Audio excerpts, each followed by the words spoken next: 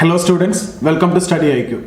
So we will continue our discussion on sociology. In this session, we are going to talk about positivism and its critique. Okay, so directly this is there in your syllabus, positivism and its critique, just like that it is actually given. As a critique to is, there is another perspective, that is non-positivism, that is your another topic, okay, in your syllabus. So this is from your chapter 2 of paper 1. So very important, both positivism and non-positivism.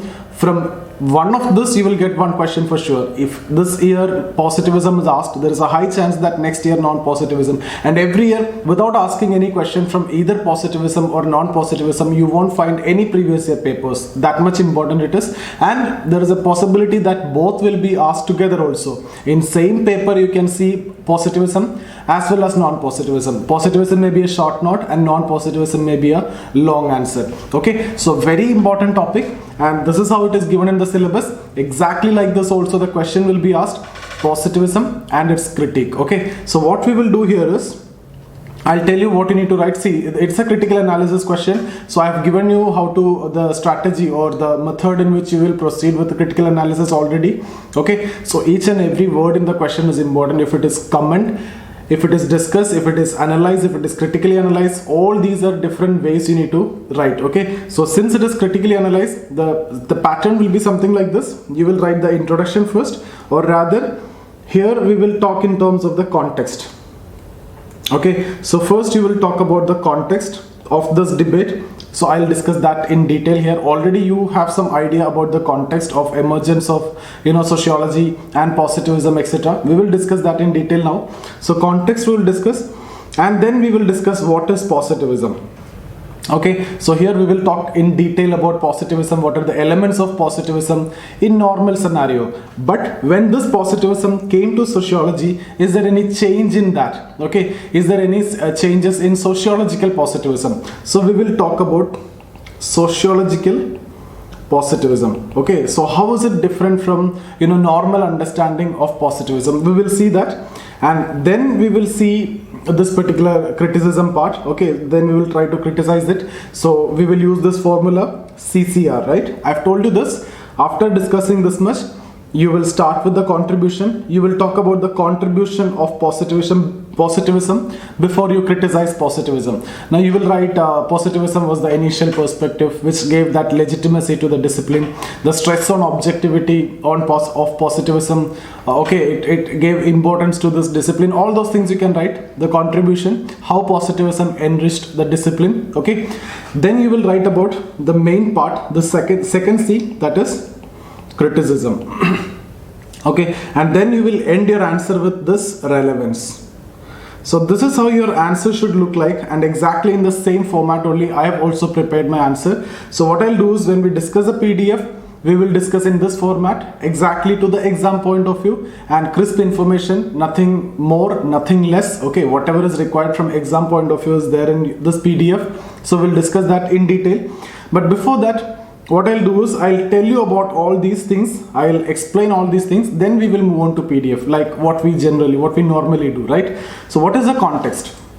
Now if you talk about the context of this discussion of positivism is actually related to emergence of sociology. Okay, so first you need to talk about emergence of sociology. Now any question from the first 3 chapters, you should be talking about emergence of sociology, no doubt. We have discussed it many times. All the previous topics also I have told you, any topic from the first 3 chapters, you should start with emergence of sociology. So you will be talking about modernity in medieval Europe and social changes and emergence of sociology. So in single line you can write, and I've also given you that line. Okay, sociology emerged in response to challenges posed before modernity in medieval Europe. With that, you're talking about everything related to emergence. Okay, so I repeat, sociology emerged in response to challenges posed before modernity in medieval Europe. So you're talking about modernity, you're talking about medieval Europe, you're talking about the challenges of modernity and everything in connection to emergence of sociology. Then what happened? Then the initial sociologists wanted to make sociology on the line similar to natural sciences. We have discussed this many times. Why they did this? Because sociology is relatively a very young discipline. Sociology emerged in 1838, right? So already many bodies of knowledge is there, and all of them are actually claimed to be scientific. Okay, so at that time there was a general obsession towards science was also there among intellectuals and academicians, and also among the common people also. Okay, so initial sociologists, to get that initial legitimacy or that acceptance of this particular new body of knowledge or new discipline, sociology, they try to claim that this is again scientific, okay, and this is similar to natural science. So they have tried to make it similar to natural science, and for that purpose they have used the perspectives which is scientific, and they have used the methods also directly from natural sciences. So in all these ways you can see the efforts of initial sociologists to make sociology on the line similar to natural science. You will see Auguste Comte, the founding father of sociology, he tried to make universal laws of social organization, and in fact he made laws, but later it has been criticized because of a lot of logical errors, and that led to the rejection of his theory. But still you can see his concern, why he is making or he is trying to make universal laws, and why he is telling that a sociologist should focus on making universal laws. That shows his concern towards making sociology similar to natural science. And when we discussed about emergence of sociology, I have also talked about Saint Simon. Saint Simon thought of social physics on the line similar to natural science. That also shows the same concern. And also, if you remember, we have talked about Herbert Spencer when we discussed about the scope of sociology. There I have told you how Herbert Spencer compared society with an organism. Society, the various constituents, with the various constituents of organism. That means again similar to natural science. So all these initial sociologists, they try to make sociology similar to natural science. So they started using methods directly from natural science. And positivism is one of the methods which is actually used in science subjects. Okay, so in sociology, the initial perspective which was used was actually positivism. Now, when we talk about positivism in general, this one. In general, when we talk about positivism, the main elements of positivism are, already we have discussed this, empiricism and naturalism and inductivism. You know all these, okay, clearly. Empiricism means something which is observable, right? Something which can be quantified, something which can be seen. I'm talking about external reality. In simple terms, I'm talking about external reality. So when I'm talking about empiricism, I'm talking about external reality. I'm talking about those observable items, those items which could be seen, those items which could be quantified. I'm not talking about internal aspects. I'm not talking about meanings. I'm not talking about motives. I'm not talking about emotions. But later, some people will criticize this stress on empiricism, because sociology is dealing with human beings who's having emotions, meanings, motives, etc. So social actions is all about the meanings attached by the actor to his action. So if you need to study social action, then you need to understand the meanings of that action. So internal aspect is also considered important. That is different school of thought. That is non-positivist. We will discuss that after this. Okay, so positivist stress on external aspects or the external realities or the empirical realities. Why? Because they are concerned about science. Okay, they wanted to make it on the line similar to science. So science is something which which try to quantify everything. So initially sociology also tried to quantify things. If you talk about internal aspects, can you quantify? No, right? So external aspects, something which can be seen, something which could be observed, then you can quantify, then you can use quantitative methods. Quantitative methods are used in natural sciences or sciences general, but qualitative methods in social sciences, because the data will be qualitative in nature, like emotions, meanings, etc. You can't you can't quantify, you can't write in terms of numbers. This will be textual data. So qualitative method or deductive method will be more useful when it comes to social sciences. We will come to that, but as of now you understand, we are talking about the context, we talked about emergence, we talked about the concern of initial sociologists, and understood the root of positivism. That concern actually led intellectuals to borrow this perspective from science, okay, or heavily from philosophy, okay.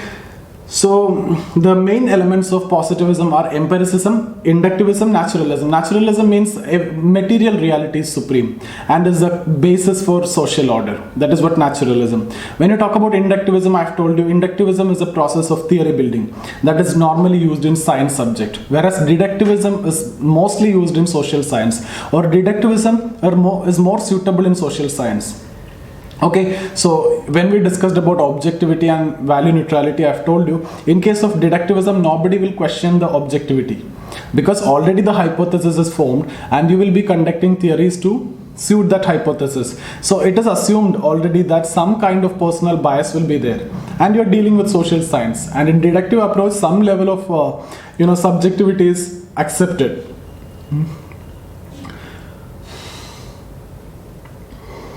But in inductive approach, complete objectivity is required because it is similar to science. You collect data and then you interpret data, then you make theory and you make prediction, and that will be universally applicable, and you will be testing, and it should be replicable, it should have that reliability, validity. So all these are related to inductive approach. So in positivism, basically a preference for inductive theories is there, similar to natural science. So these are the core elements of positivism. Now I'll move to sociological positivism. I'll tell you what is that difference. Okay, so this is in general positivism, okay, and I've also told you the initial sociologist concerns. Now in general, in sociology, this is actually introduced by Auguste Comte. There is some variations from this normal positivism that we have discussed. In sociology, initially positivism was neither purely empiricist nor inductivist, not completely empirical, not completely inductive method also. Okay, so there are some elements of other elements also incorporated. We will see when the discussion proceeds.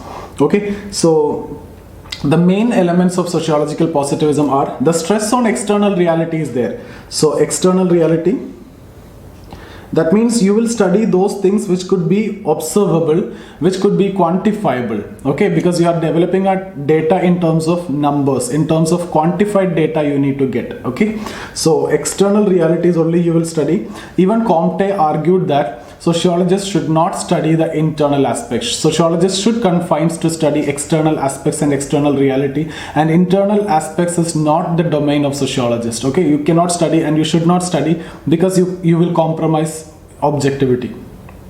Okay, and that's the first point, external reality. So sociologists should study external reality. Now how you study this? You should study by using scientific methods. So that next point related to positivism is use of scientific methods. Okay, so very important point, the positivist always has to use scientific methods. Now you can see here the initial sociologist also always used the scientific methods. Some people use directly from natural science. For example, Durkheim. When we discuss about Durkheim, we will discuss a very important theory when we discuss about Durkheim, that is theory of suicide. Okay, so there's a classical exhibition of use of statistical techniques. So statistical techniques. Okay, so Durkheim's theory of suicide is a classical exhibition of statistical techniques in sociology. Now what is statistical techniques? That is directly from natural science. So what you can say is, so you can say as an example, for example, Durkheim used statistical techniques which is directly from natural science in his theory of suicide. But later, you know what happened? Durkheim developed certain methods which is specific to sociology, okay, or social sciences. Like in his later theories like theory of religion, indirect experiment was used, comparative analysis was used. All these are specific methods for social sciences, and all these are also understood as scientific methods. So when this point is discussed, you can quote example of Durkheim by saying that initial positivists, they tried to use the methods directly from natural science, but later the positivists devised methods which is specific to sociology. And you can quote example. For example, Durkheim used statistical techniques which is directly from natural science in his study of suicide in the early phase, and then later in his theory of religion he developed methods which are specific for sociology, like comparative analysis, indirect experiment. All these methods we will discuss when we discuss about Durkheim in detail. In fact, all these are your short notes also. And You trust me, I won't leave anything for chances. We will cover everything because there is a high possibility that you'll get questions from this. If you see the previous papers, you'll see causal probabilism, that's a method. Ideal type, that's a method. Verstehen, that's a method. Indirect experiment, that's a method.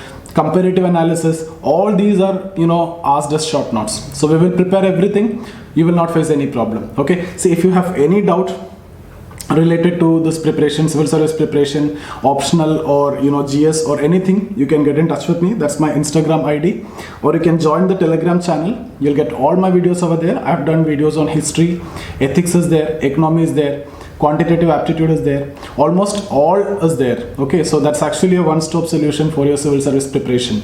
Just go there, see the videos, and definitely you will get the good quality content. And if you need to study sociology with me, you can get in touch with me. You can have the regular classes, you can have the online classes, which is there with Study IQ. Anyway, you will get that. Or if you want to write answers to me, if you want to do test series with me in sociology or GS, you can talk to me. This is my number, 9790 892 697 or 98955 77775. These two numbers are, WhatsApp is there, Telegram is there. You can get in touch with me in WhatsApp or Telegram. Or this is my Facebook ID, Zia Safir. Okay, or Zia IAS. This is my Facebook page. Any of this you can get in touch with me for any help related to civil service preparation. Okay, so let's continue our discussion. So second element that we have discussed is, scientific methods. What is the third element? You will be knowing already theory. So there should be a possibility of theory formulation. Okay, and we in sociology will discuss a lot of theories which are claimed to be universally applicable. For example, Comte's laws also, and I've told you that was rejected because of logical errors, but there are many other theories also, like Parsons theory, like Durkheim's theory, Weber's theory, Marx theory of historical materialism. All these you are going to study in detail, so you will be in a position to write this point in detail. Okay, so theories which are universally applicable. So there is an emphasis on universal application of theories. Okay, then you should not only confine to making theories. Those theories which you have made should be testable also. So testable theories, that means when you conduct the research again, that should be able to produce, that should replicate the same result. So there should be a reliability and validity. And not only making theory, the sociologist, in sociology, the positivism also include prediction also. Because in natural science, you can predict, right? I've told you before, if you boil the water at 100 degrees Celsius, you know what is going to happen. That means you can predict the behavior. Why? Easily you can predict because you are dealing with matter, the behavior of which can be predicted. But do you think that is possible with the case of human beings? That is not possible, and that's a drawback. So this overemphasis on this universalism, prediction, etc., making this perspective practically, inapplicable. We will come to that in the criticism, but here I am saying there is one more element, that is prediction. Now, if you remember when we discussed about emergence of sociology, I have told you sociology emerged. After discussing the context, I've told you, now there is a need for a new body of knowledge which could explain all these social changes which was caused by modernity, provide solution, and also to predict the future course of society. So in that context only sociology emerged. So here we are also talking about prediction. So prediction. So this is what you need. See, I don't want you to even go through the PDF. I don't want you to go through that paragraphs. I have just written all these things in different words. That's it. See, what you need to know here, what we have discussed is the context. I've told you emergence of sociology. Sociology emerged in response to challenges posed before modernity. And what is the attempt of initial sociologists? I've taken Comte, I've taken Saint Simon, and I've also talked about Herbert Spencer. And you already know those. Then we talked about what is positivism. Okay, then we have told these are the three elements of positivism. You can explain that. And then we have talked about these elements in sociological positivism. In sociology, positivism was introduced by Auguste Comte, borrowing heavily from philosophy. And in sociological positivism, there is some deviation from the normal positivism. And the sociological positivism having these elements. And you don't want to have any confusion. These 5 elements, you just remember: external study on external reality, use of scientific methods, theory building, testing, and prediction. Study of external reality, use of scientific methods, theory building, prediction, testing.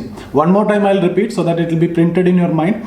So focus on external realities. You know the reason, because you can quantify. So use of scientific methods, because you're concerned about science, you are obsessed with science. Then theory building, which is universally applicable. Prediction, because prediction is there in science, so you can't say you are anything less than science. And then testing. So these are the 5 things: scientific methods, external reality, theory building, testing, and prediction. Okay, so once you know this, then you can write your own paragraph with the content that I have told you. You can talk about Durkheim, you can talk about Comte, you can talk about everything, right? A lot of theories are there. You can discuss this paragraph in a much better way. Now we will talk about contribution. You will write, I'll give you that. Contribution is this initial perspective, this gave initial legitimacy, this gives that much required, acceptance in society, etc. All these things you can write as a contribution. Now the most important part is criticism. I'll teach you how to criticize.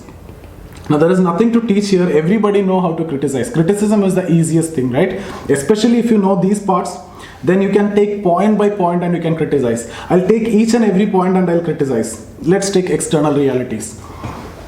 Now how will you criticize here? See, here positivist emphasizing on studying external realities, but it's actually a fundamental misunderstanding of society if you're studying only external reality. Don't you think so? Yes, because you are dealing with society, and the ultimate reducible element of society is the individual. So you have to study the individual. When you study the individual, not only the external, this external realities matters. The internal reality is also considered important, right? The internal meanings, motives, emotions, love, hatred, everything has to be studied in detail. So the positivist emphasis on studying external reality is a partial understanding of society. Internal reality is actually missed, so it is only partial. And you can write example also here. For example, non-positivist focus more on understanding internal aspects. So with that you can criticize here. So when you criticize about external reality, you talk about internal reality. And who's using internal reality also you can refer here. Who's using it? Non-positivist. For example, phenomenology and ethnomethodology. Don't worry about these terms, that you'll be studying in detail in the next session. Okay, so I've told you, I've promised you, I won't leave anything for chances. We will cover each and everything, but we don't spend time unnecessarily. We will just talk from the point of view of exam. There is no single time waste. If you're sitting here in this class, no 1 minute I waste. Okay, so that is the first one. So first criticism. Then what about the second? So here you will write internal realities. Then second one, scientific methods. If you take, I've told you, see, initially the methods directly from natural science you used, right? Later you have developed method, and I've taken the example of Durkheim also. Now we will criticize that. First thing that you can say is it is very difficult to apply the methods from natural science in social science. So the methods from natural science cannot be applied in sociology with ease, for sure. Now when we talk about Durkheim's attempt, okay, so the Durkheim's first thing, that is in his initial theory, that is suicide, he used statistical techniques, but that is also criticized by a lot of thinkers because it also developed, not correct understanding. The theory developed was actually not correct, although he claiming that it is correct, because the data collected itself is not correct. When you're collecting the data of suicide, you're getting it from the police stations. So you collected for your convenience firstly. Secondly, most of the cases of suicide will not be reported as suicide. Okay, because of the stigma attached to it. You may claim it as heart attack or something like that, and you will not even inform to the hospital or post of the police station. It's done, okay, because of the stigma attached to it. Now, one thing I'll tell you, the theory of suicide is a very important question this year. I'm talking about 2020. This year means this question will be there in your paper. I hope you know the reason. Suicide is very important this year. So you will get this question for sure, theory of suicide, because a lot of social elements are discussed in the theory of suicide. We'll discuss that when we discuss about the theory. But here what I'm saying is, the data collected is not wrong. Some of the cases of accidents may be really suicide. The person wanted to commit suicide and he purposely made the accident, but it will be reported as accident. And some of the cases of suicides may be accident also. Okay, like you carry, you put a earphone in the ears and you're walking in a rail track. You are not actually decided to commit suicide. It is carelessness, but sometimes it will be reported as suicide.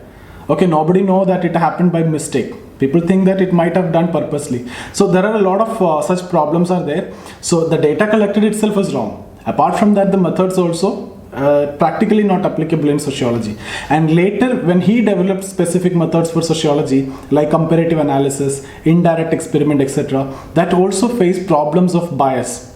Even though we are claiming, objectivity in positivism, the methods which he devised is completely favoring the personal bias and problems in application also. Okay, you need to write one more point here, objectivity. This is also very important element of positivism, objectivity of or value freedom. Okay, so I hope you understood. So two things we have criticized: external reality, scientific methods. What about theories? A lot of theories are made. Marx made theories, Marx theory is there, Durkheim's theory is there, Weber's theory is there, but none of them are universally applicable actually. There are obvious limitations at the universal level application. The Newton's law, when we say, that stand apart, but sociological theories, it is not universally applicable to that level. Okay, even the Comte's claimed laws of social organization, which he claimed that it is universally applicable, was facing a lot of logical errors, and that resulted in its rejection. Similar is the case with Durkheim's theories, etc. And to an extent, Parson theory is applicable, but the problem is understanding that theory itself is a big problem. The theory of social system. We will discuss that theory later, and I'll make it simple. Okay, then testability, obvious limitations in testability in sociology, because you are dealing with human beings. You cannot test them in the labs like what you do in case of natural science. If you are conducting a study on marriage, if you are conducting a study on religion or religious rights, etc., you can't go and test it, right? Prediction is a distinct reality. It is never possible in sociology because you are dealing with human beings who's having their own consciousness. You cannot predict the behavior. The person who behave in one condition today, exactly the same condition tomorrow, he will behave entirely differently. So prediction is never possible in sociology. It is a distinct reality. Okay, objectivity. Again, you are dealing with individuals, so complete objectivity or absolute objectivity, which you can ensure in natural sciences, never possible in sociology. And later sociologists also understood or claimed that absolute objectivity is neither desirable nor possible in sociology. Okay, so I hope you understood what I mean to say. So we have discussed about the context. I have told you the positivism, what is positivism. I have told you the elements of sociological positivism, and we have criticized also. Now what we can do is we can move to the PDF and we'll discuss in detail. So generally this is what I do in the class. I'll explain like this. First 30 minutes I'll explain, and then I'll move to the PDF. Or then in the class I used to dictate, so the class will be like 1.5 hour, 2 hour. Okay, so that I'll dictate, and while dictating also I'll explain everything so that it will be printed in your mind. I don't think there is a second reading is required. Once you have done with this, just read once and then that's it. And you prepare, these are the synopsis that you need to do, right? See, all these things is what you need to keep in your mind, because you can't read everything towards the end. After the 2 months course that I'm going to do, you will have 4 big notebooks with you. If you're writing, this PDF also will be huge. Even though it is to the point, it is only for exam point of view, but still the notes will be so huge, especially when it comes to paper 2 also. So what you need to do is you need to prepare the synopsis. I'm expecting that you'll be writing down along with me. So these are the points that you need to write in this particular topic. So this is what, when you're sitting with me for this particular class, I don't want you to write each and everything. I'm giving PDF, so you can read that. What you need to do, you just take down the context, you take down these 3 elements, you take down these 6 elements, and you take down this criticism. That's it. And that's what you need to refer, and that you need to put it in your words. That will be the best answer that you can ever write in sociology, and you will get mark also. Okay, so let's move to PDF. I'll discuss each and every line over there. If you have any doubt, you can get in touch with me here. That's my Instagram ID. You can talk to me anytime. Okay. Positivism and its critique. Positivism as a perspective was one of the initial attempts to understand the social world in a systematic manner. In sociology, positivism during 19th century had an overwhelming influence of natural science. I've told you. Now before this, whenever you start, you should write about the emergence of sociology in one line. I've missed out here. So sociology emerged in response to challenges posed before modernity in medieval Europe. Then you continue this, okay?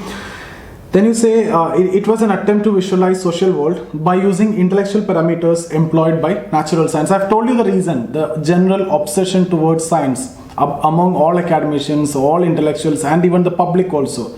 So they are forced to do this. They are forced to use these methods directly in sociology. Then only you will get that acceptance. Okay. It aims at understanding the social world as a sequence of cause and effect relationship. This is one of the most important point related to science. Everything is understood in terms of cause and effect relationship between object that one can observe. As a theoretical perspective, positivism is divided by three interrelated ideologies: empiricism, naturalism, and inductivism. I've told this. Empiricism means foundation of knowledge in terms of observation, observable data, external reality, something which can be quantified, okay, something which can be seen. That's what you mean by empirical. Naturalism, it considers material reality as supreme and the basis for social world. Inductivism, it considered true knowledge as one which is induced from observable facts or reasons. So these three ideologies inspired the initial sociologists to think of a social world as empirical and capable of being reduced into universal laws based on cause and effect relationship. So in sociology, positivism first came through French tradition, borrowing heavily from philosophy. Auguste Comte introduced sociological positivism. So sociological positivism emerged as a deviation from pre-existing perspective. For example, I've told you this, early sociologists were neither purely empiricist nor inductivist. According to Saint Simon, positivism was rooted in developing a science of society which is analogous to natural science like physics.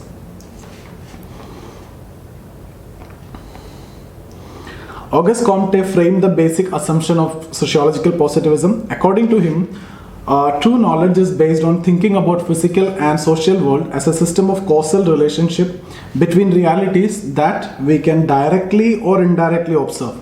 Earlier when we talked about positivism, only direct observation. Now here it can be indirect observation. That means not only observation, it could be something based on reason also. So this is very different from arguing that we can only derive knowledge from direct observation. Yes. Comte writes, the search for laws uses reason as well as observation. So it is neither purely inductivist nor empiricist. Positivism was further enriched by Durkheim and to an extent Karl Marx also. Why we are writing to an extent is because Marx was not a pure sociologist. Marx was more of a philosopher or a political scientist or an economist. But since his concern towards sociology, because of his concern towards sociology, we are considering him a sociologist, okay? And some of his theories are socially also applicable, so we have borrowed it. Apart from that, if you talk about Emile Durkheim, he is a pure sociologist. He wrote as a sociologist, but Marx never wrote as sociologist. Durkheim emphasized and exhibited the use of scientific methods as an integral aspect of positivist understanding. Now let's look into the main element of sociological positivism. Scientific study of society should confine to collecting information about phenomena that can be objectively observed and classified. Okay, so thus positivism emphasis on study of external reality. So this is your point number one. You're studying external realities. Comte argued that sociologists should never be concerned about internal meanings, motives, etc. This we used to criticize because external realities is a partial understanding. Okay, we'll come to that. So this is a point one. Second one, positivists advocate the use of scientific methods in sociology. That is your point number two. Okay, initial positivists stressed on the use of methods similar to natural sciences directly, but later positivists, they developed methods particularly for sociology. For example, Durkheim in his study of suicide is considered as a landmark in positivist research. It's a classical exhibition of statistical techniques in sociology or statistical method in sociology using methods from natural science. Which method? Statistical method. Okay, we will discuss that in detail later. But in his later writing, Theory of Religion, he used comparative method which was specifically devised for sociology. Now how will you criticize? First point you will criticize, this point you will criticize by saying that it cannot be easily used. The methods in natural science cannot be used in sociology with ease. You will say that this suffered a lot of problem, the statistical techniques, and here the problem of biases, problem in application, etc. will also come. So you can criticize completely. Similarly, Weber also developed scientific methods specific to sociology. I've told you Verstehen, ideal types, causal pluralism, causal probabilism, all these are the methods of Weber. We will be studying those things in very detail. Okay? Positivism involves looking for correlation between observable facts leading to development of theories. So that's your point number three. development of theories which are supposed to be universally applicable. This implies a pure preference for inductive theories. Okay? Positivism emphasis not only on explanation but also on prediction. That's your point number 4. The universal laws are so devised that they help in discovering laws which generate the future course of society. Positivism also argue for development of scientific knowledge which is testable. That is your point number 5. So you don't want to write this. I'll give you the PDF. You will get that PDF in the Telegram channel. Okay, just join the Telegram channel. Just search Zia Zafir in Telegram. You'll get that. Okay, and you can that blue color icon you'll find there. Okay, and you can join there. Apart from this, positivism in general emphasis on value freedom. That's your 6th point as its guiding principle. So I'm stressing it again. I'm discussing it again. External reality, scientific method, theory, testing, prediction, objectivity. So external reality, scientific methods, theory, testing, prediction, and objectivity. Okay, so just keep this in your mind. I'm expecting that it will be printed in your mind so that your answer is done. The 6 points is what you need to know. Exactly the 6 points you'll counter also. Word to word, point to point, sentence to sentence you can counter. Okay. So now critical analysis. First line. Positivism is still considered as a perspective which provided initial motivation for establishment of sociology as a distinct discipline. So we are talking some contribution. The emphasis on theory building and objectivity provided the much required initial legitimacy to the discipline.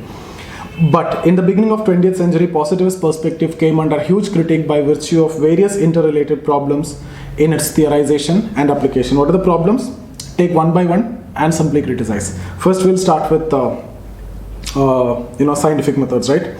So gradually it was acknowledged that instead of inductive approach, deductive approach is more suitable in sociology.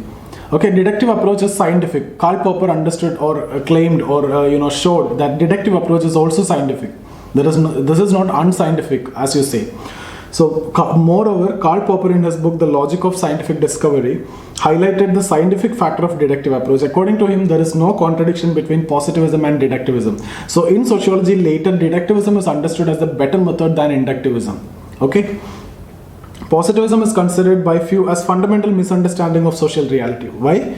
As sociology is dealing with human beings, the study of human consciousness or meaning are essential for understanding the complete reality. But are you studying that? No. That's why it's a partial understanding of society.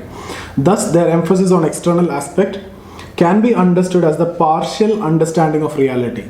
And you can write here non-positivist. For example, non-positivist perspective give emphasis on understanding the meanings, motives, emotions, etc. Next, you can say the overemphasis on universalism. I've told you theories which should be universally applicable. So overemphasis on universalism has led this approach being practically inapplicable. Various theories developed by positivists claim to be universal have seldom proved the same in reality. For example, Comte's laws of social organization suffered a large number of logical problems, resulting in its rejection. Again, complete objectivity is not always possible in sociology. In spite of all efforts, the assumptions of positivism could never be realized in practice. I've told you why complete objectivity is not possible. And we have done a separate discussion on that topic also, objectivity and value neutrality. So if you have missed out, you can watch that video and then you will get clarity. See, I'm expecting that once you're attending the session, you should be attending the previous session. Then only you will get that continuity. Then you can understand it beautifully. Okay, we have explained all these, each and every concepts beautifully in the previous sessions. So we are actually developing the concepts. Okay, then we will move to theories, then we will go to the higher level in sociology. I promise you I will take you to a very higher level in sociology and you will score so high mark in sociology. Moreover, the later sociologist or theorist even claimed that absolute objectivity is neither possible nor desirable in sociology. Okay, now the methods used in natural science could never be used in sociology with ease. I've told you this. Even the use of statistical techniques by Durkheim in his theory of suicide faced severe criticism in terms of its application. Although positivists later devised scientific methods for sociology, but these methods also suffered with problems like biases, problems in application, etc. Okay, there is a limit to testability in sociology. Even the universal theories framed by positivists could not be tested empirically. In due course of time, even the positivists reverted to more reliance on reason rather than empirical test for validating their theories. So I hope that is done. I hope you understood what is positivism. talk about the context, talk about what is positivism, it is connected to empiricism, naturalism, inductivism, talk about the elements of sociological positivism, study of external reality, use of scientific methods, theory building, prediction and testing, and also objectivity. Then take each and every point, criticize it, counter it, word to word, point to point, sentence to sentence, paragraph to paragraph, you can counter it. Okay, now still if you have any doubt, I'm expecting that you will not have any doubt at this point of time on this particular topic. Still, if you have any doubt, you can get in touch with me here. Feel free to call me or message me or get in touch with me for classes or test or anything. Okay, so see you guys. Thank you.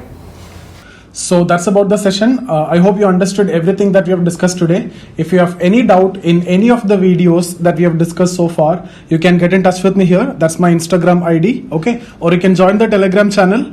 You will get all my videos over there. Everything is there. Or you can see here, this is a Telegram channel, or this is the Instagram ID. These two are my Facebook page. You can get in touch with me in any of this. If you want to learn economy with me or history with me or general studies, any subjects, you can, if you need regular classes, you can get in touch with me, or the online classes are available with Study IQ. You will get all those classes. Still, you will get my YouTube videos in this Telegram channel. Okay.